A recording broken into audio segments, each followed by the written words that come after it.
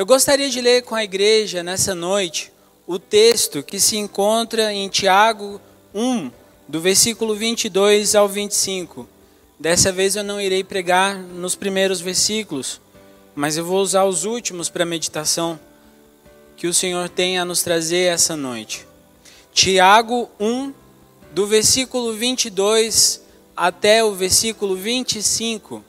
Eu vou ler o texto para os irmãos, mas se você não trouxe a sua Bíblia, você pode acompanhar a projeção aqui que tem o texto.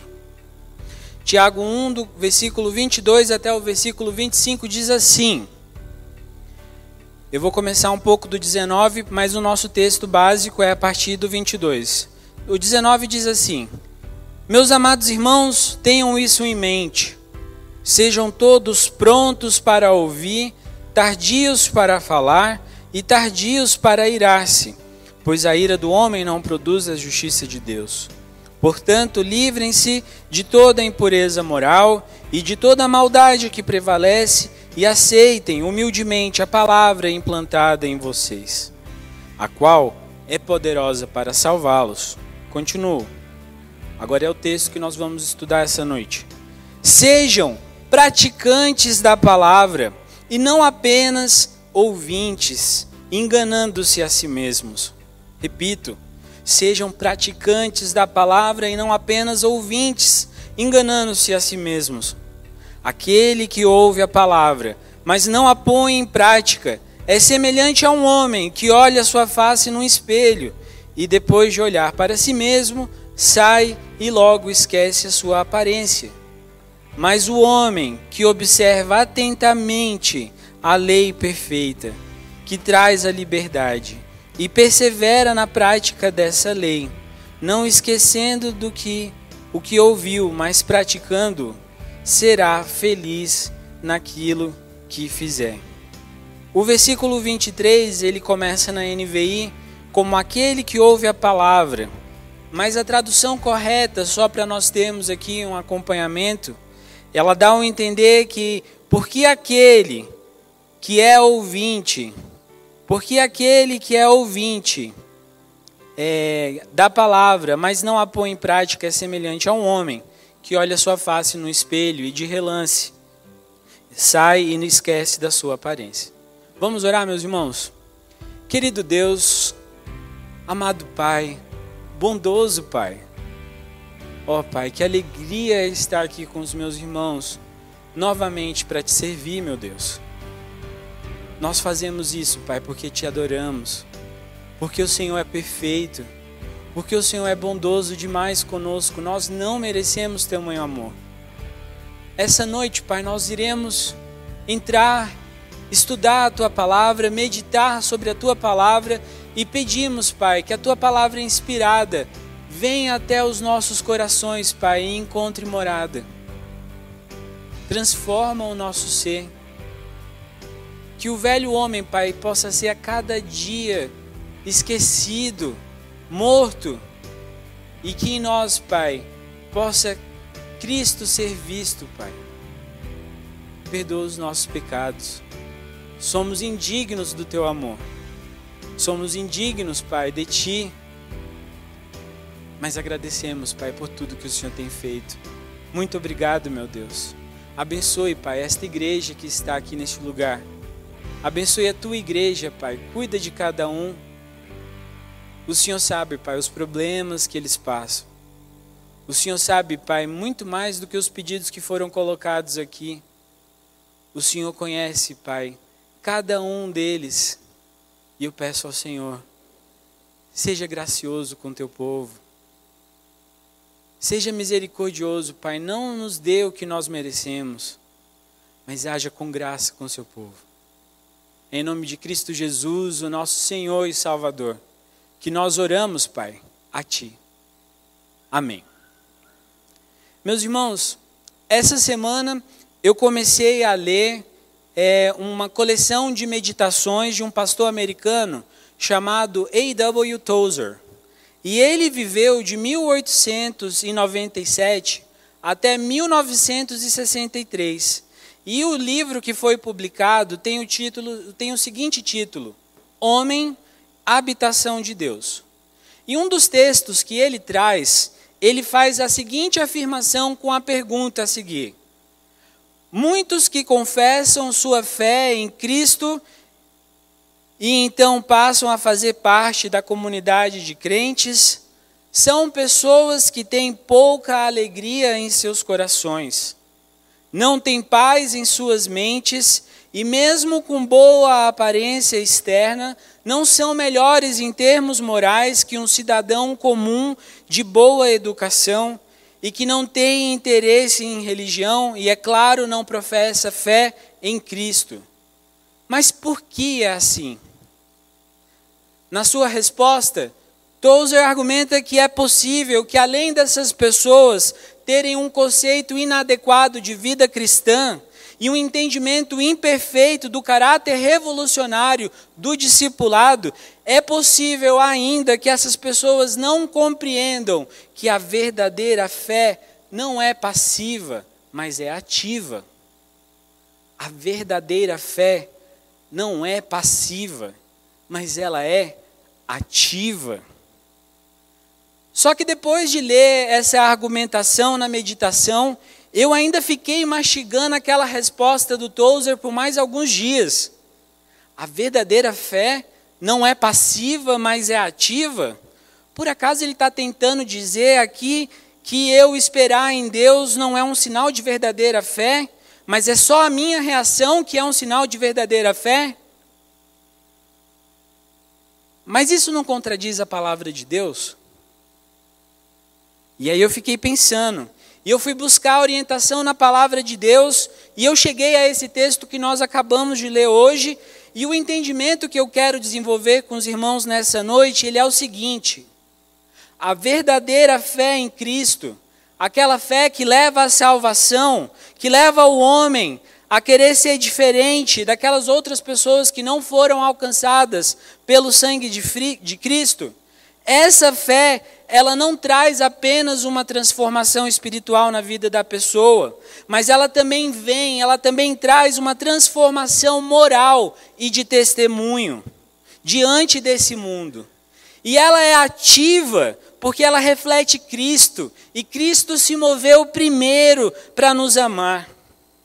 Quem experimenta, meus irmãos, dessa verdadeira fé, ele não se contenta apenas em esquentar os bancos da igreja, ou apenas em obter mais conhecimento teológico, mas ele vai levar o fiel a buscar aprender o que a Bíblia tem a ensinar para o seu próprio benefício, e ele também vai buscar servir as pessoas que precisam ser servidas do amor de Cristo.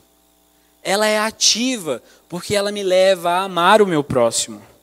A verdadeira fé, ela é ativa, porque ela leva em primeiro lugar, e aqui vai a minha divisão desse sermão, ela me leva em primeiro lugar a me examinar. Em segundo lugar, essa verdadeira fé, ela vai restaurar o que estava quebrado. E por último, essa verdadeira fé, ela causa uma transformação profunda e que nós não voltamos a ser o mesmo homem que era caído.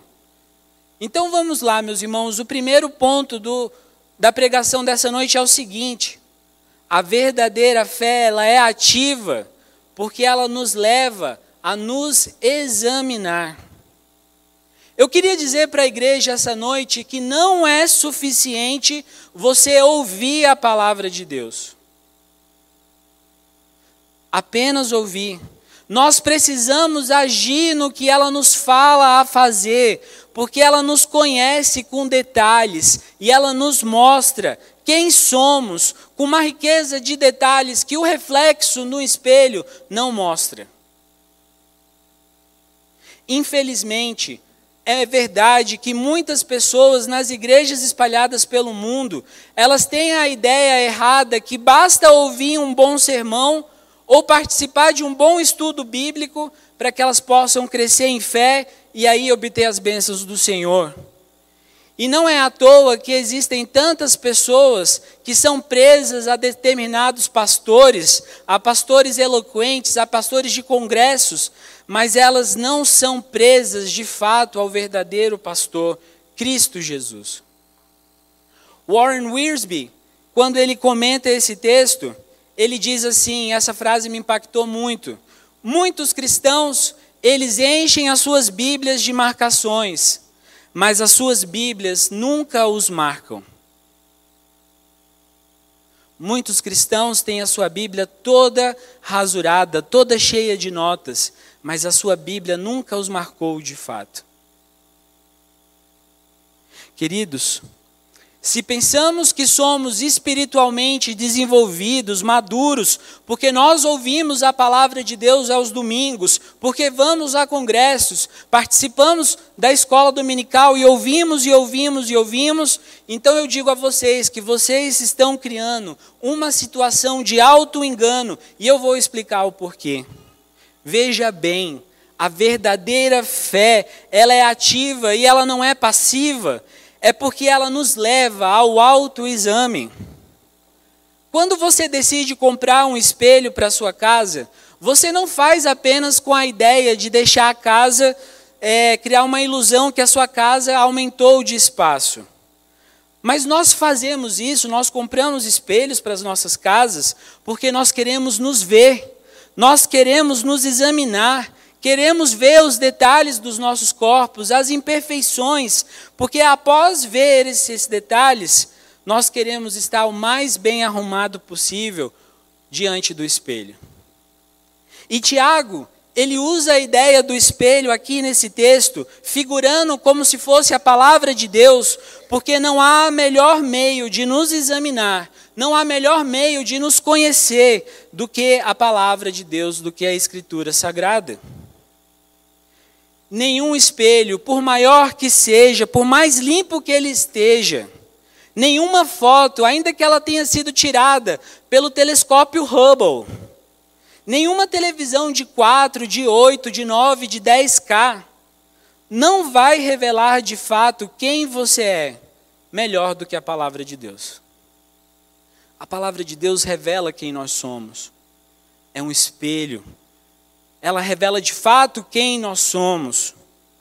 E o primeiro erro que Tiago ele traz nesse texto é que algumas pessoas elas leem a Bíblia como se elas estivessem se olhando no espelho na manhã antes de ir para o serviço. Olhem o versículo 23 e 24 novamente. Aquele que ouve a palavra, mas não a põe em prática, é semelhante a um homem que olha a sua face no espelho e logo depois de olhar para si mesmo, sai e logo se esquece da sua aparência.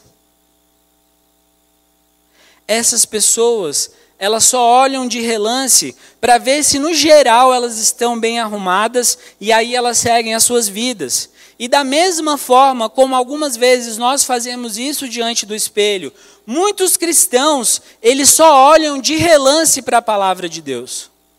Muitos cristãos só abrem as suas Bíblias aos domingos, no horário de culto, e muitas vezes nem abrem, porque tem uma projeção, tem o texto no celular, eles podem apenas ouvir. Muitos cristãos, eles olham de relance a Bíblia, porque eles querem dizer que cumpriram a sua tarefa do dia, e aí eles podem seguir com a sua vida de costume, sem serem afetados por aquela leitura.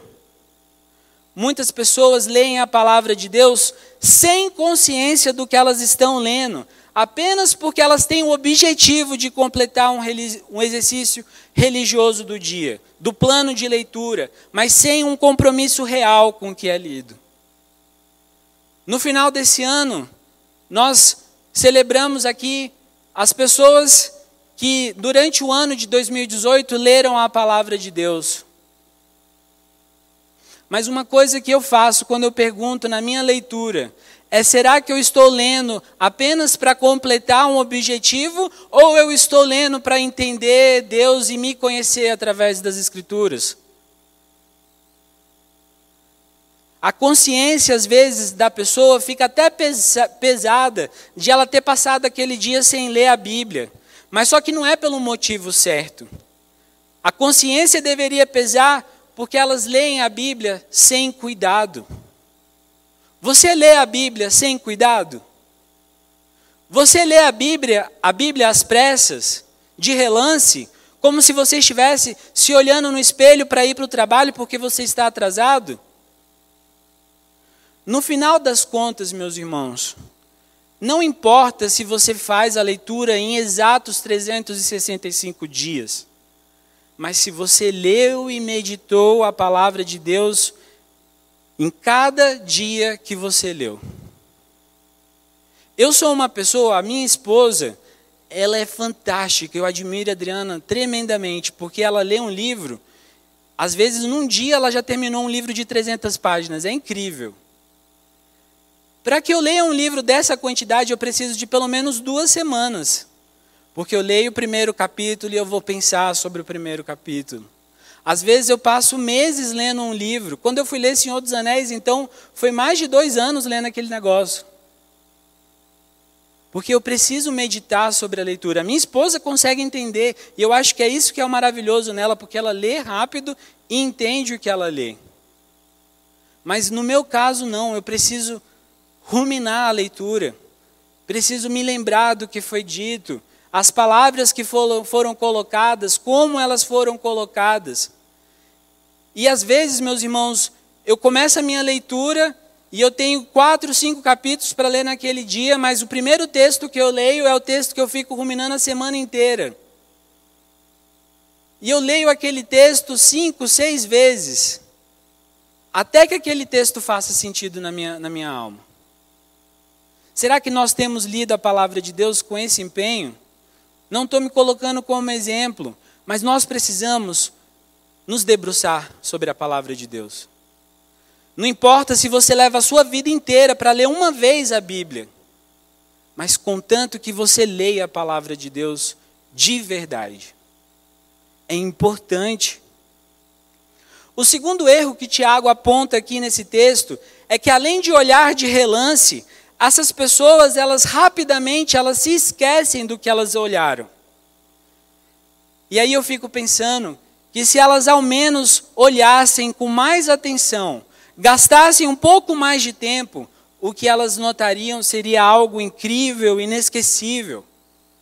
Porque quem lê a palavra de Deus se vê na palavra de Deus. Quando eu leio a história do povo caminhando no deserto, eu me vejo naquele povo. Eu sou rebelde igual aquele povo. Sou uma pessoa idólatra às vezes. Quando eu leio a história de Judas, eu não consigo me colocar tão distante, porque às vezes eu nego o meu pai. Às vezes eu o traio. Quando eu olho a história de Davi e vejo a sua infidelidade, às vezes eu vejo que eu sou uma pessoa infiel ao Senhor em muitas maneiras. E toda vez que eu termino a leitura, toda vez, a conclusão que eu chego é que eu sou a pior de todas as pessoas do mundo. E eu fico embasbacado, fico maravilhado com o tamanho amor de Cristo, porque Ele decidiu me salvar, alguém que realmente não merece a salvação. Meus irmãos, a palavra de Deus, ela não apenas nos lê, mas ela revela quem somos de fato. E ela faz isso com riqueza de detalhes. E quando isso acontece, causa uma revolução no nosso coração, uma revolução nas nossas vidas. E eu queria que vocês acompanhassem comigo 3 textos na palavra de Deus, de homens que leram a palavra de Deus e foram vistos na palavra de Deus. Abra aí a sua Bíblia em Isaías 6, versículo 5. Isaías 6, versículo 5. Aqui nós vemos Isaías, um conhecedor profundo da palavra do rei. Olha o que ele diz acerca de si mesmo. Eu gosto de colocar uma entonação. Me perdoem se eu assustar vocês aqui, por favor. Então gritei: ai de mim! Ai de mim! Estou perdido, pois sou um homem de lábios impuros e vivo no meio de um povo de lábios impuros. Os meus olhos viram o Rei, o Senhor dos Exércitos. Muitas vezes a nossa leitura da Bíblia falta entonação. As pessoas, normalmente, se elas estiverem lendo de maneira rápida, só para completar a leitura, elas só vão ler assim. Então gritei, ai de mim, estou perdido, pois sou um homem de lábios impuros e vivo no meio de um povo de lábios impuros. Os meus olhos viram o Rei e o Senhor dos Exércitos. Tem pessoas que leem desse jeito.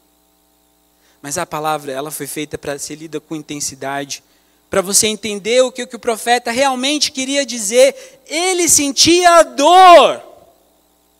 Ele sentia dor. Ao ver o Rei Jesus, o Senhor dos Exércitos, ele se sentia a pior das pessoas. Ai de mim, estou perdido. Meu irmão, você já leu alguma vez a palavra de Deus e você foi imerso por profundo sentimento que tudo que você conseguia dizer é um grito e falar: socorro! Pai, eu preciso de Ti. Eu não sinto segurança, meu Deus, na minha salvação. Eu não sinto segurança na minha vida. Eu não sinto segurança nos meus dias. Eu não sei o que fazer. Ai de mim! Você já leu a palavra e teve esse momento de êxtase, meu irmão? A palavra, ela foi feita para ser lida de verdade. Lucas 5, versículo 8. Lucas 5, versículo 8. Quando Simão Pedro, ele vê Jesus em ação, na ativa, ele só tem condição de se prostrar diante dos pés do filho de Davi e dizer assim: afasta-te de mim, Senhor, porque sou um homem pecador. Simão Pedro. E aí eu fico pensando, cara, Simão Pedro foi um cara que viu Jesus em ação. E ele não se considerava melhor do que as outras pessoas. Tem pessoas que acham que são dignas da salvação, que são dignas de irem para os céus. E eu falo para vocês, aqui neste lugar não há um sequer que seja digno, por suas ações, de ser salvo. Jó, um homem justo e bom, que andava com Deus e de conduta exemplar no seu tempo. No último capítulo, lá em Jó 42, versículo 6, olha só o que ele confessa ao Senhor, após de viver tudo que ele viveu. Olha só. Leiam comigo, meus irmãos. Por isso, me abomino e me arrependo no pó e na cinza. Por isso me abomino. Um livro perfeito, um livro que tem ação do início ao fim, que você vê atos miraculosos, sobrenaturais acontecendo. Ao final do livro, Jó chega e diz: por isso me abomino e me arrependo no pó e na cinza. Ao ver a glória do Senhor Jesus, a glória de Deus, eu me considero nada. E que audácia a minha me considerar digno de alguma coisa ao final do dia, quando eu vejo na palavra de Deus que homens que amaram o Senhor, após experimentarem ao Senhor, após serem conhecidos pelo Senhor, após serem refletidos pela palavra de Deus, se consideraram nada. Como eu posso me considerar alguma coisa diante de todas essas coisas, meus irmãos? Quando lemos a palavra e lemos ela de verdade, outro sentimento não pode existir em nós a não ser esse: eu, pecador imundo e terrível, não mereço tamanho amor. Eu olho para os meus filhos e eu amo eles tanto. Mas eu sempre falo para os meus filhos: aí vai um pecador. Para que ele nunca cresça no coração dele algum direito de merecimento aqui na igreja porque ele é filho do pastor. Para que ele não cresça no coração dele nenhum merecimento porque ele nasceu na igreja e logo porque ele nasceu na igreja ele merece o céu. Ele não merece. Nenhum deles, nem o mais bonitinho loiro de cabelos loiros, olhos azuis e cabelos loiros. Nenhum deles merece. Eu, pecador imundo e terrível, não mereço tamanho amor. Pai, eu não sou digno de ler a tua palavra, de ver o teu amor. Quando eu olho a tua palavra, meu Deus, eu tenho horror à minha pessoa pelo que eu faço diariamente contra o Senhor. Meus irmãos, quando eu chego ao final de um dia, e eu constato que eu passei mais um dia da minha vida, e eu não consegui passar aquele dia incólume, sem pecar, eu fico tão triste. Me causa uma dor tamanha, porque mais um dia eu machuquei o meu Senhor. Mais um dia eu tenho que ir até dobrar os meus joelhos, me entregar diante do Senhor e falar: Deus, tenha misericórdia de mim, não dê o que eu mereço, porque hoje não foi um dia legal. Tive pensamentos contrários à tua palavra. Tive omissões que te entristeceram. Nesse dia de hoje, eu faltei em ajudar o meu próximo da maneira como eu poderia ajudar. E aquilo acaba comigo, todo dia. Será que a palavra de Deus tem agido no seu coração, meu irmão, para te mostrar quem você é de fato? Será que você tem lido a palavra de Deus da maneira correta? E a palavra de Deus tem mostrado quem você realmente é sem Ele? Um pecador miserável, digno do inferno?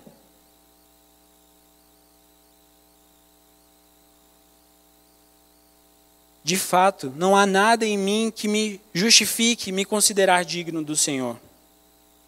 O homem que não se vê pela palavra, ele vai continuar se amando, ele vai continuar buscando elogios das pessoas no Facebook, na internet, onde for. Ele vai buscar alegria nos seus próprios esforços e ele vai continuar se considerando digno de salvação, digno de louvor dentro da igreja. Mas quando nós lemos e quando vivemos a palavra de Deus, não há como permanecer igual a esse mundo. Porque nós iremos nos considerar dignos de condenação.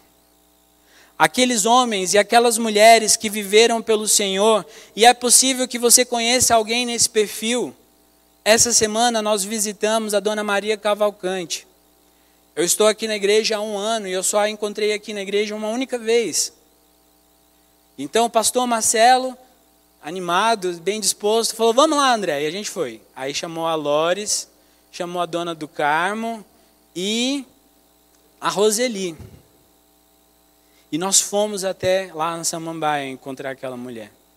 96 anos de idade. Plenamente consciente. Fazendo piadas rápidas e demonstrando o amor de Cristo nas suas palavras. O que ela falava, as palavras que ainda restam àquela mulher, evidenciam o amor de Deus na vida dela. Ela passou a sua vida enchendo da palavra, ao ponto que agora que ela não pode mais, talvez, ler a palavra da mesma forma que ela lia, a palavra estava no coração dela. E ela vivia ainda com alegria, porque ela sabe quem ela serve, meus irmãos. Mas essas pessoas, elas se olham. Quando elas olham a palavra de Deus, elas se consideram indignas. Porque a palavra mostra a nossa imundície. E ela mostra também isso que é o grande barato da questão, que ela mostra a face do nosso Salvador. Ela não mostra apenas quem eu sou, mas ela mostra a face do meu Salvador. Ela mostra a face de Cristo. Ela mostra a face de Jesus, meus irmãos. Do Criador dos céus e da terra, que sustenta esse mundo, está à direita do Pai. Ela fala do nosso Salvador. E aí nós podemos desfrutar da verdadeira fé. A palavra mostra quem somos, mas ela também mostra o nosso Salvador. Ela mostra o nosso Salvador. O terceiro erro que Tiago aponta nesse texto é que existem pessoas que falham em obedecer ao que a palavra nos fala a fazer. Essas pessoas pensam que ouvir é a mesma coisa que fazer, só que eu quero dizer para vocês que isso não é verdade. Muitas pessoas se dão por satisfeitas em participarem de um congresso teológico. Muitas pessoas se dão satisfeitas em irem ao seminário, estudar a palavra de Deus. Muitas pessoas se dão satisfeitas de irem a encontros de casais, de ouvirem palestras com temas bíblicos, e elas acham que ali já foi suficiente para elas. E enquanto não há nada errado em participar desses eventos, de ouvir um bom sermão, de uma exposição da palavra de Deus, só que essas questões elas vão se tornar motivo de queda se elas forem usadas como substitutas para a nossa necessidade de servir. Você é abastecido pela palavra, não é para ficar aqui dentro guardado. É para que você possa abençoar outras pessoas. É para que você possa manifestar Cristo na vida de outras pessoas. Se você recebe uma palavra que te toca o coração em um congresso ou aqui nessa igreja, não é admissível que essa palavra habite o seu coração apenas. Você tem a obrigação de compartilhar o que você aprendeu. Não é compartilhar o vídeo da pregação, é compartilhar o que você aprendeu com essas outras pessoas ao seu redor. É amar o seu próximo, é gastar o seu tempo com pessoas que estão doentes, convalescidas, é gastar o seu tempo com casais que precisam de orientação, é gastar o seu tempo com jovens que precisam de orientação, é gastar o seu tempo com crianças que precisam ser ministradas a palavra de Deus, que ainda não leem muitas vezes. Que dificuldade é encontrar, meus irmãos, pessoas para servirem ao Senhor. Nem conto para vocês o que eu tenho experimentado esses últimos meses. Mas que dificuldade é encontrar pessoas que sirvam ao Senhor. Se nós formos sérios com a palavra, se observarmos atentamente a lei perfeita, igual está dizendo aqui no versículo 25, e não olhar de relance para a palavra de Deus, nós veremos que a palavra é rica. Nós devemos nos examinar diante da palavra e viver a vida, uma vida diante da luz da palavra. E isso requer tempo, isso requer atenção, isso requer devoção. 5 minutos não é suficiente para alguém que entregou a sua vida por você. Nós precisamos evoluir. 5 minutos é um ótimo início.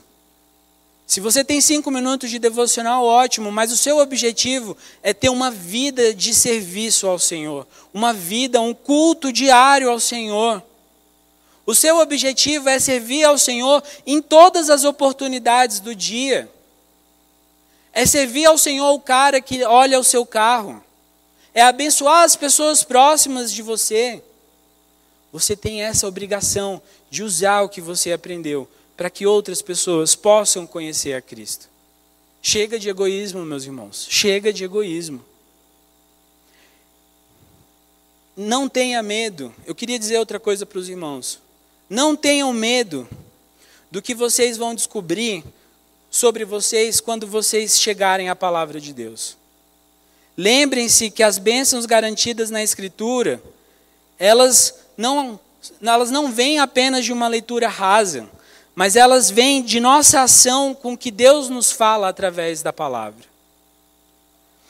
Eu sei que para perder peso, eu tenho aqui na minha cabeça, eu tenho o conhecimento que para perder peso é necessário que eu faça exercícios físicos e que eu tenha uma estratégia de alimentação saudável.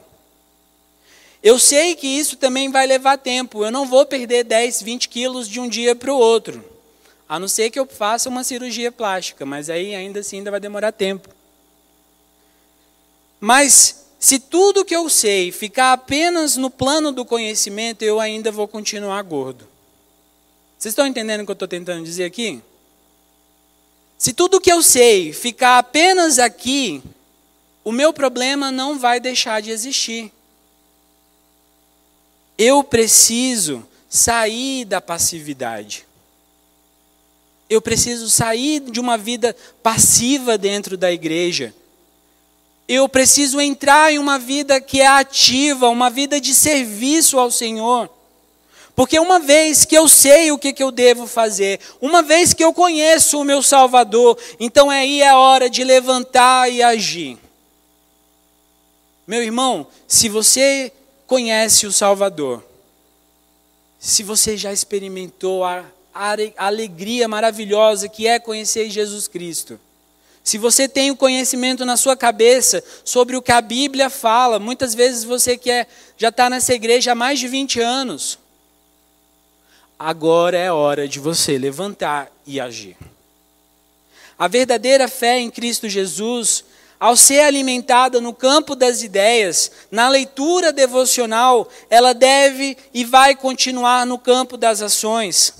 Se você só sabe que Cristo morreu por você, e você conhece as Escrituras, e aí hoje eu estava na internet, falando assim, de famosos que são ateus.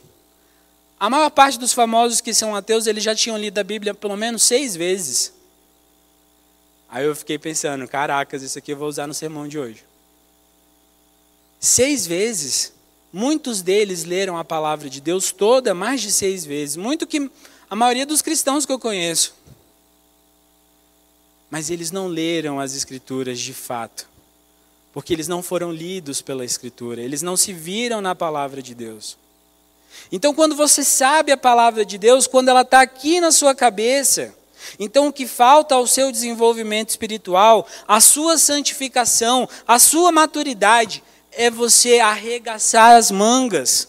Não a fruta, viu, pastor? As mangas do... Você entendeu, né? Prestei atenção hoje, prestei atenção. E começar a trabalhar, meus irmãos. Comecem a trabalhar. E veja bem, Lucas 10:2. Por favor, abram aí Lucas 10:2. Eu quero que vocês leiam para mim, eu vou ficar calado. O que diz a palavra de Deus em Lucas 10:2? Podem projetar aqui, por favor, para eles poderem ler? Aqui, meus irmãos, podem acompanhar. E lhes disse, podem ler, por favor.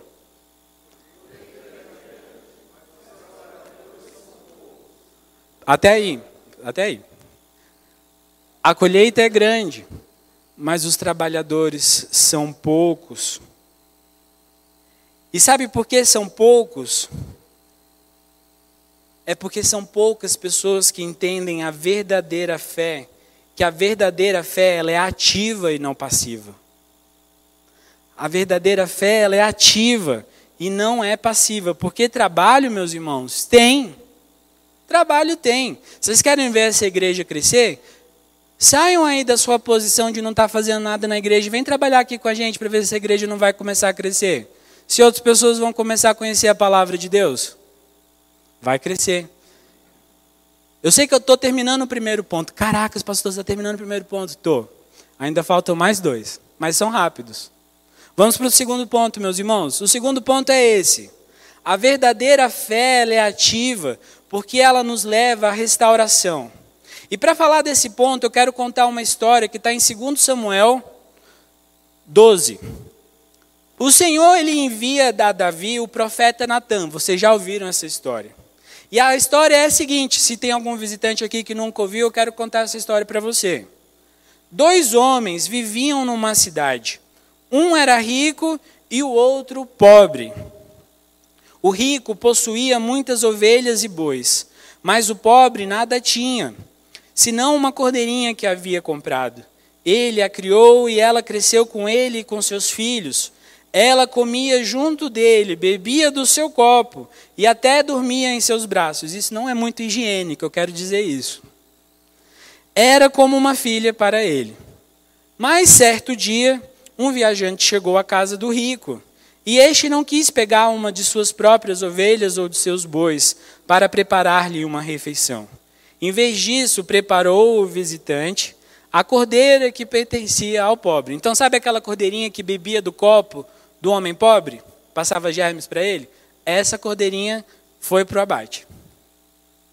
E naquele momento, quando Davi ouve aquela história, ele fica transtornado, ele fica irado. E aí ele fala assim: juro pelo nome do Senhor que o homem que fez isso merece a morte.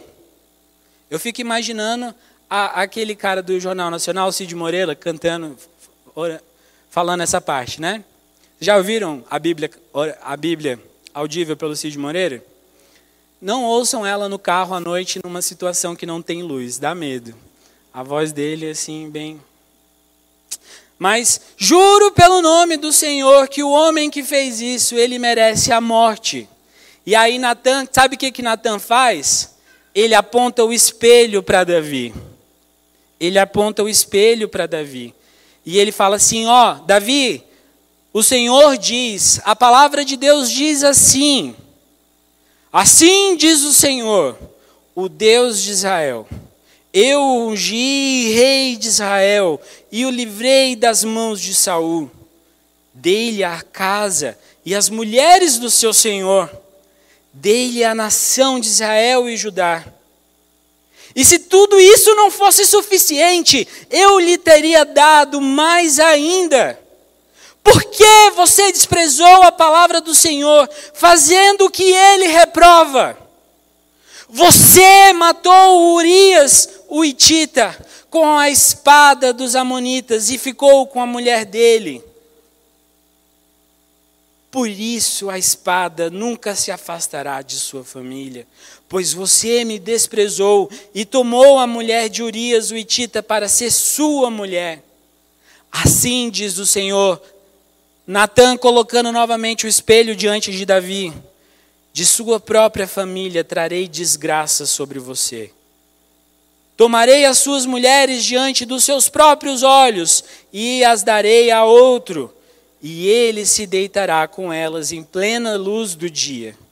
Você fez isso, Davi, às escondidas, mas eu o farei diante de todo Israel em plena luz do dia.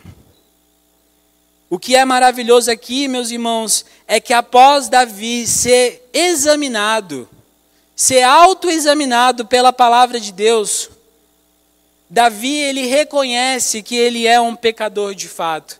Quando ele é examinado pela palavra de Deus, quando Deus fala quem ele é, olha o que Davi fala no versículo 13. Então Davi disse a Natan, pequei contra o Senhor, eu pequei contra o Senhor. Me desculpe, eu pequei contra o Senhor. E aí, após a confissão, o reconhecimento da imagem, da sua imagem diante de Deus, o que acontece com Davi é algo ainda melhor, porque a segunda parte é a restauração. Olha só o que Natan responde. O Senhor perdoou o seu pecado. Você não morrerá. Você consegue imaginar essa situação?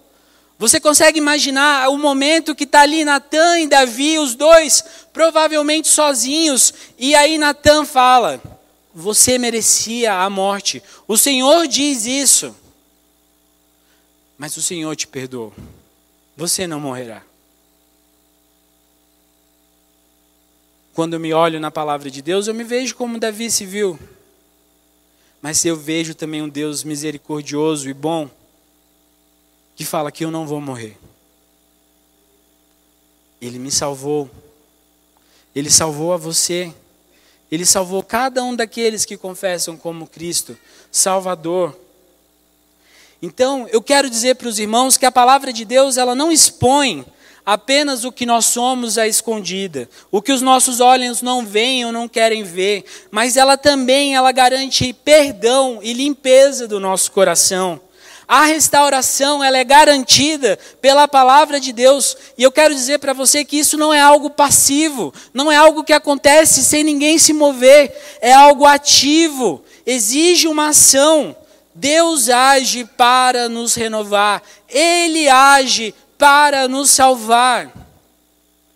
A nossa fé, ela não pode ser passiva, mas ela deve ser ativa, porque o próprio Pai, Ele age em nosso favor para nos restaurar, quando nós somos examinados por Ele e somos tomados de um arrependimento que não vem de nós. O arrependimento não é nosso, o arrependimento vem do Senhor. O terceiro e último ponto, e aí, ufa, pastor, já está acabando, estou cansado. Vamos lá. O terceiro e último ponto. A verdadeira fé, ela é ativa porque ela nos leva à transformação. Quando um filho de Deus, ele olha para a palavra de Deus, que é o espelho que nos causa o autoexame, e aí ele também vai ver, meus irmãos, o Filho de Deus, que é aquele que nos restaura do pecado que nos quebrou em milhares de pedaços. Então, o terceiro passo desse processo da verdadeira fé, que é ativa, é a transformação do Espírito Santo para a glória de Deus. E isso não é algo passivo, é algo ativo. É algo ativo. A verdadeira fé, ela não domina apenas uma ou duas partes da nossa vida, mas ela que é dada a nós pelo Senhor Jesus Cristo, ela afeta a totalidade das nossas vidas a partir do momento que nós somos tocados pela palavra de Deus. A nossa filosofia, o nosso jeito de pensar esse mundo, a forma como nós temos os nossos relacionamentos, ela muda. O que antes foi considerado como objeto de grande valor, ele quando é confrontado com a palavra de Deus, esses objetos de valor eles podem perder a atração. Aqueles pecados que nós julgamos um dia ser impossível de ser eliminados da nossa vida, e eles começam a ser eliminados. Eu vejo isso na minha própria vida. Meus irmãos, eu tinha sérios pecados na minha vida de adolescente e adulta, que eu falava assim, nasci na igreja, e eu tenho esses pecados absurdos que eu luto, mas eu não consigo eliminar eles da minha vida. A partir dos momentos que eu fui confrontado pela palavra de Deus, e o Espírito Santo tocou no meu coração, sabe o que aconteceu? Eu fui transformado. Pecados na minha vida que eu considerava ser incapaz de passar a vida sem fazer aqueles pecados, Deus transformou a minha vida, meus irmãos.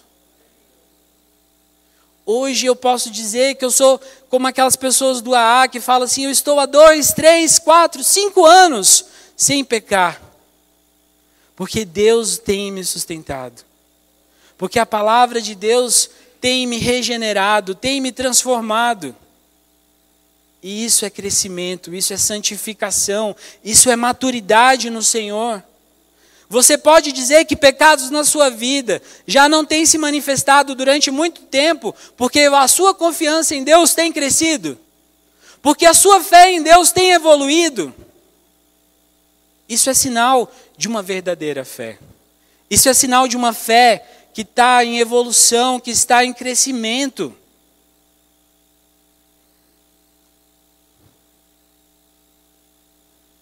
Metamorfose, meus irmãos, ela é uma mudança exterior que vem de dentro. Quando uma lagarta feia e pequena, ela se transforma em uma borboleta, isso é metamorfose. Lá em São Paulo, atrás do mercado municipal, passando o riacho que tem ali, tem um museu da criança.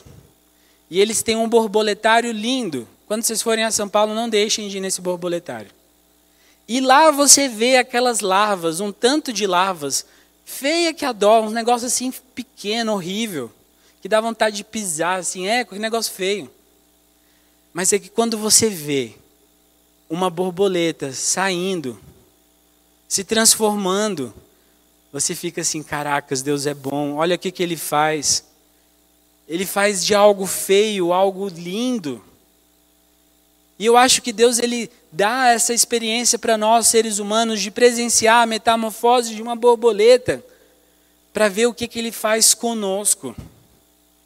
Você era morto nos seus pecados e delitos. Morto. Nojento. Horrível. Que outra palavra que eu posso usar? Podre. Feio, asqueroso. Ninguém queria ficar perto de você que estava morto, fedendo. Lázaro. Estilo Lázaro. Mas aí Deus, Ele vai, Ele age na sua vida, pá! Transforma a sua vida e te faz florescer, te faz crescer como uma borboleta linda. Quando o Espírito Santo age no coração do homem, muda a sua filosofia, muda os seus objetos de desejo, muda o seu interesse e faz ele ficar lindo. Sabe para quem? Não é para ele mesmo, é para Deus. Nós ficamos lindos, começamos a mudar o nosso caráter. Não é para que nós sejamos engrandecidos, mas para que o Senhor seja louvado. E isso é perfeito.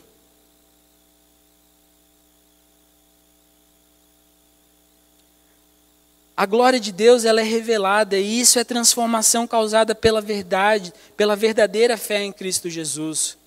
Quando nós meditamos na palavra, o Espírito ele renova as nossas mentes e não para aí, porque ele também transforma a maneira como nós vivemos em Cristo. E isso é algo ativo.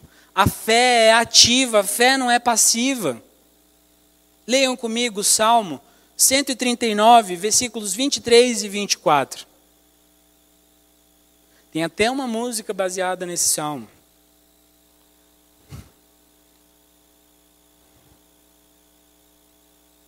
Salmo 139, versículos 23 e 24. Olha lá o que está escrito. Sonda-me, ó Deus, e conhece o meu coração. Prova-me e conhece as minhas inquietações. Vê se minha conduta algo te ofende e dirige-me pelo caminho eterno. É isso que Deus faz. Essa transformação vai me dirigir para o caminho eterno, meus irmãos. E isso é maravilhoso.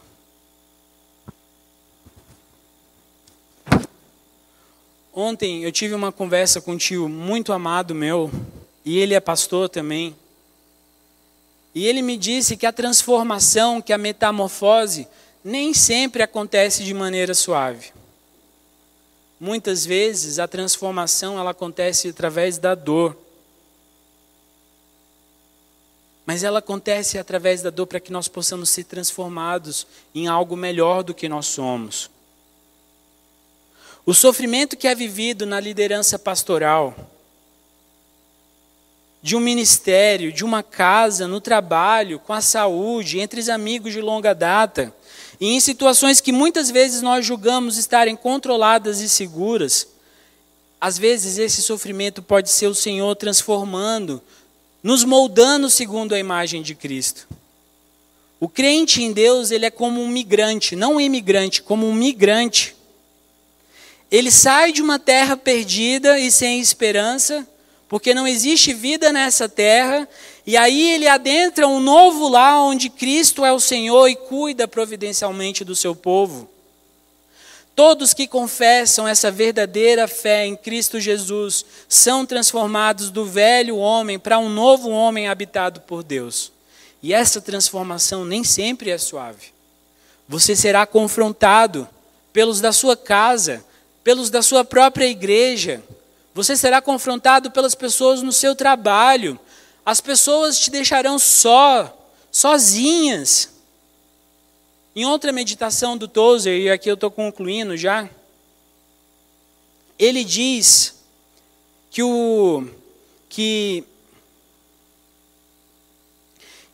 nós vamos andar sozinhos nesse mundo tenebroso, porque não somos mais como éramos antes. O verdadeiro homem espiritual, para esse autor aqui, é de fato uma pessoa esquisita para a realidade desse mundo caído. As pessoas vão olhar para os crentes, para aqueles que têm a verdadeira fé em Cristo Jesus, e eles vão falar assim, aquela é uma pessoa esquisita.